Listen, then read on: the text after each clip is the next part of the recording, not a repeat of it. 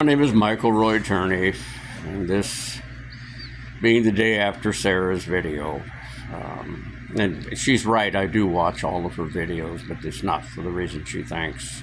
As much as I do respond to try and get the facts and truth out, because that's, to me, I still believe that's the best way to undo all of these lies. But I also watch them because I miss my daughter Sarah. I love her very much. We'll never stop loving her.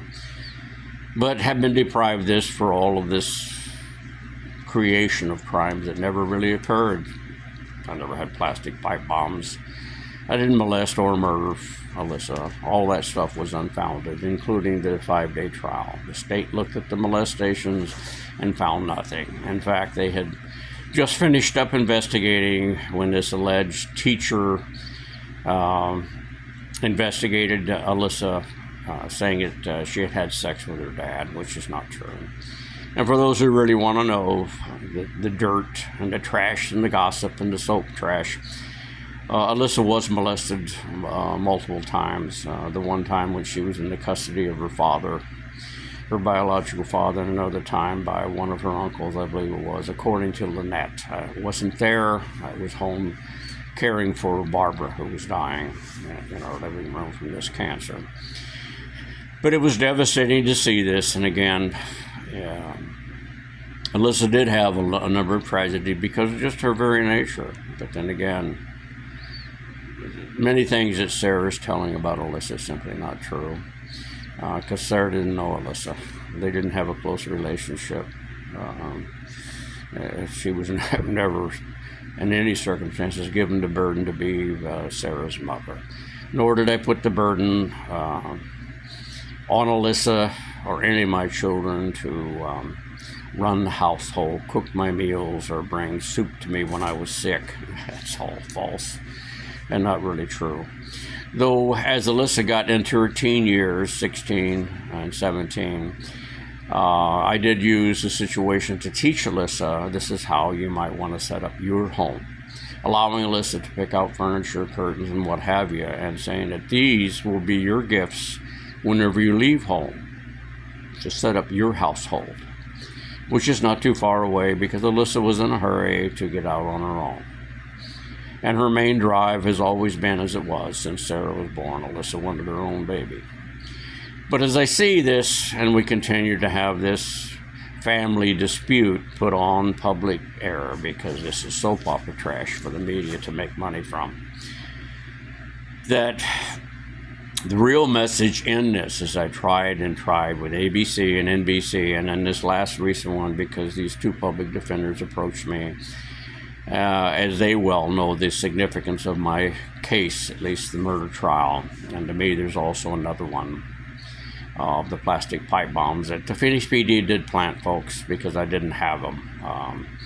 The materials they found were things I was making to get around paying for what they used to call explosive targets or fireworks that they used to sell at the gun shows. So you could set a target out a long place, and when you struck it, it exploded. You could see you hit it. That's what I was building. And again, technically, you have to have a license, federal license, in order to do that. So that would have been a crime in itself. But the plastic pipe bombs, no, that came from wherever the Phoenix PD got them from. So it didn't make any difference because Susan R. Bolton is a female federal, and they keep talking about me, my hatred towards females. No, I just state anybody in public office who takes an oath to the Constitution and violates it, and that's what Susan Bolton did. In spite of even knowing and hearing that the Phoenix PD destroyed the video of that search warrant, which would have proved my innocence, she ignored that and refused to give me competent attorneys or any evidence so I could go to trial.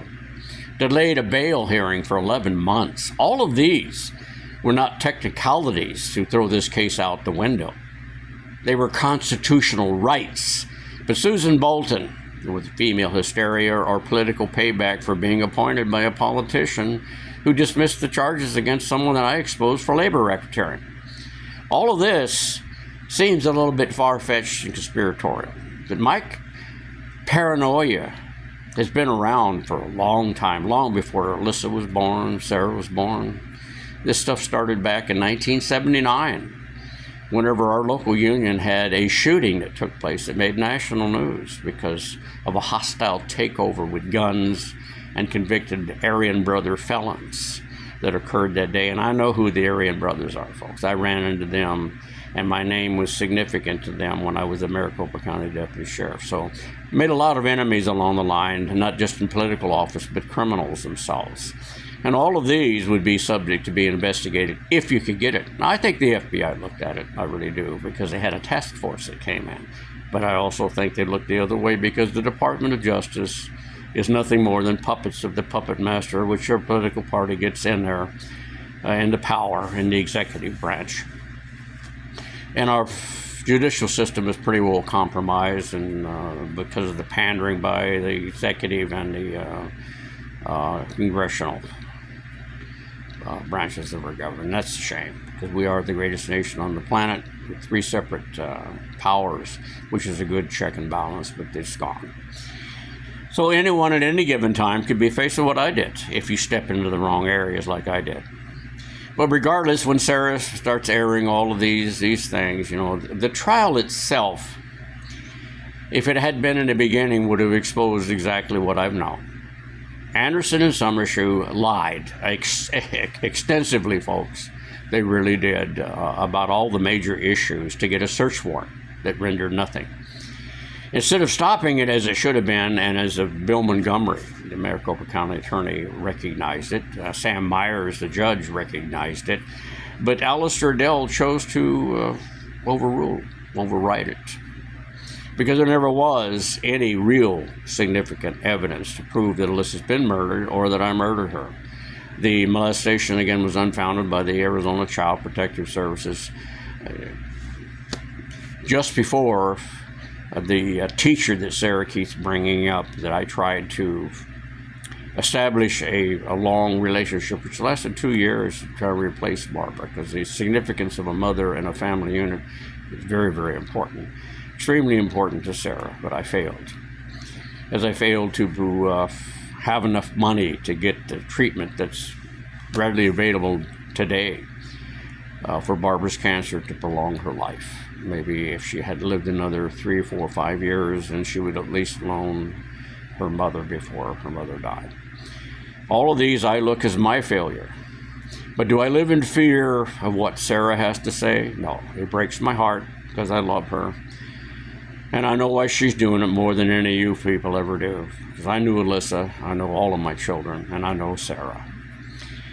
And Sarah has gone to the point that she doesn't want the fame that she has gained from this to go away, the attention that she's always had to have, literally obsessed with it, after her mother died.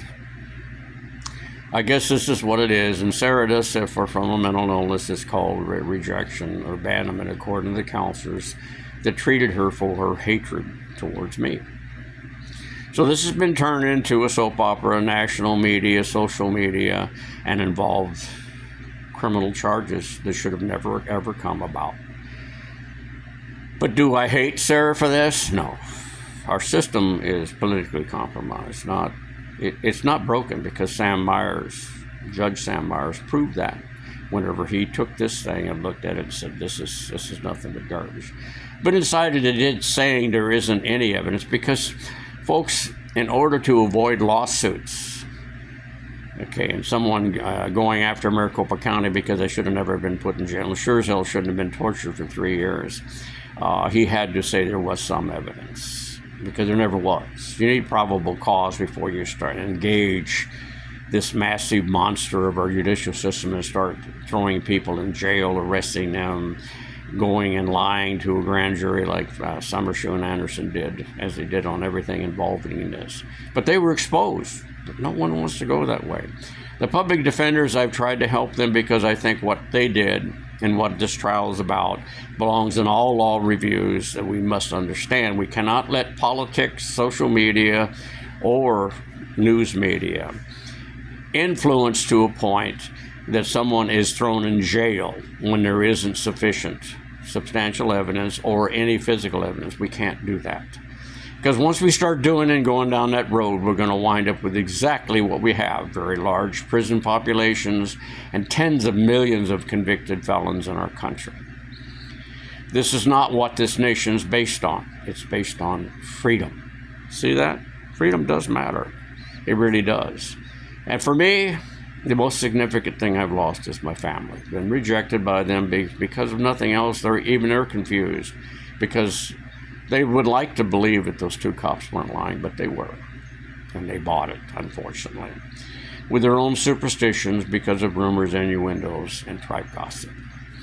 And these two cops lying that media built all of this stuff up into something that should have never gone to the criminal justice system, because it just didn't happen. So if you look at the thing as I've tried to put on these videos, which have always been scrutinized, limited, and in some cases just point blank not allowed at all. And that's why I only remain on YouTube, because all my videos are on YouTube. The others compromised them, limited them, edited them to a point to make me look guilty for ratings or whatever it is. But social media is an extreme danger to our society moral compass right at this point. And it's affecting every area of our lives as much as our corrupt Washington, D.C. is, who keeps telling us over and over again that if we'll give up our freedoms, they're going to give us security. We don't have either one of those right now. And the most fear that you should have is towards the one entity that is, in fact, capable, and are doing it right now, of destroying our Constitution and our Bill of Rights, and that is Washington, D.C. It's our biggest domestic enemy of destroying that way of life, because they keep writing laws to override this. And as you know, the states, especially Arizona challenges the Constitution every single moment, every day. It always has. It's gone on the premise that it was somehow it related itself to Texas. And if you look at the history and the structure of it, two totally different situations. But Arizona has never wanted the Bill of Rights. And it constantly compromises it with decisions, especially involving the Phoenix PD, our largest police department. Miranda, they still maintain the largest Brady list, which is a list of liar cops who are caught hiding, destroying, altering evidence favorable to a defendant, and or, in my case, planting evidence to create crimes that weren't there. And that's exactly what went on for me. But you can't undo that, but we need to learn from it. And I keep, for whatever reason, I mean, I like to hear Sarah's voice no matter what she's saying in negative, but it does break my heart because I keep seeing and hearing the hatred that is involved in her. As far as my mental illness, folks, it has to do with, again, my own creation of blowing the whistle on areas that I should have stayed away from, which were sacred to cash cow, campaign finance money, factions, like the AFL-CIO and the unions and what have you, that reached a level to where even a president who appointed this federal district judge, Susan Bolton, also dismissed the charges against one of the people that was charged with labor racketeering. It's all in a letter that was written to me by Congressman Bob Stump. But no one wants to hear that because these are facts, not soap opera. They're not sellable because people really believe, at least Americans do, that there's a lot of corruption in Washington, and they're correct thinking that. It's how do we change it? How do we get back to where we have a moral compass in Washington? How do we get back to where we have people who will not accept bribes but enforce the regulations we pass to keep corporations from manufacturing and producing products like tobacco that will kill millions of Americans? How do we do that? I don't know. But anyway, I love you, Sarah. This is, again, a message to you that because we don't communicate directly with each other than your soap opera interviews that you have edited, trashed, and again, just to sell your new career based on your sister, Alyssa. As far as finding Alyssa, I really doubt very seriously that the government wants to find them, because it will prove, without a doubt, especially if they find Alyssa alive, This is going to destroy the entire situation, to where everyone in the world is going to take this as an example of how government can be controlled or out of control, to punish someone, not for what crimes that they say that they committed, but for crimes of exposure, of having enough conscience to stand up when other people fear and run away from it, saying this is wrong, we shouldn't be doing this. So it's good luck to you, but to you, Sarah, I love you, and I do like hearing your voices. I do listen to your videos, but I can't say anything other than the fact that it does break my heart. But you keep defaming me, even though a court of law has shown everyone exactly what I tried to tell you. That's what the trial did. Our system's not broken, but it is politically compromised. And at any given time, any citizen like me can be destroyed. As for my mental illness, it's been well documented. It was done because the fact that I could not accept my government forcing me to resign 3 weeks before my wife died at my most vulnerable time, over me exposing unions buying electrical jobs in the federal government. That's about what it was really about. And they didn't, it wasn't just one termination, it was two. And then me winning the federal whistleblower case was a slap in the face by their own justice system. But thanks to a merit system protection judge who saw this and witnessed this, he ruled in my favor, and it was put into a conciliation agreement hidden by the Phoenix PD, hidden by the FBI, that I won that federal whistleblower case, which turned into another means for them to compensate me for what was wrongfully done to me. So as far as the rest of this goes, I mean, at any given moment, yes, I could be arrested again for being ugly after dark, because any citizen can be, if someone decides to lie under oath on an affidavit, which the Phoenix PD has been exposed so many times, folks. If you just read the court cases about them, you'll see a infestation of evil, to where they allow officers and teach them to lie under oath, because they keep saying, well, it's a tool for a search warrant, so you can find evidence that you know exists, but you can't get to it because you have someone who's not cooperating, which is the biggest lie they really told, if you look at it, because I was compromising with everything and giving them to them. And no, folks, there never was a video for May the 17th, 2001, because I forgot to turn it on. I even contemplated and thought maybe Alyssa had turned it off, which she'd done before, and there are many, many days that I just forgot to turn it on whenever I was leaving or whatever was going on. And when the tape ran out on the audio for the phone and stuff, sometimes I forgot to turn it over. But that all began because of the threats towards my family that began in 1979 after a shooting that occurred at Local 640. It was nationally news that our business manager shot a vice president of the International Brotherhood of Electrical Workers, and I was the union steward for the IBW that day. All of this engaged me in it, but that's not what the big issue was over. It's because I had reported the labor racketeering crap that was exposed involving union retirements. So good luck to you. All these other lies really don't mean anything, but as far as me fearing what Sarah has to say, all of that has been shown to not be true during a 5-day trial that no one wanted to listen to, because they keep saying, well, the government failed to produce it. Vincent Bardino had no evidence. He tried to use a full military operation. He tried to use COVID-19, incarceration, and after he learned that I did not die from my first infection with COVID-19, then he offered a plea bargain to basically probation if I confessed to something I didn't do. And those are the facts. And as far as you watching the trial in the wheelchair, folks, I suffer from chronic fatigue, and still have, because that's what happens when you're denied sunshine, proper diet, outside exercise, sleep. Yeah, all of these things were denied in Maricopa County Jail, something I thought never existed in the United States of America, but it does there. So good luck to you. As far as Sarah's concerned, I love you, Sarah.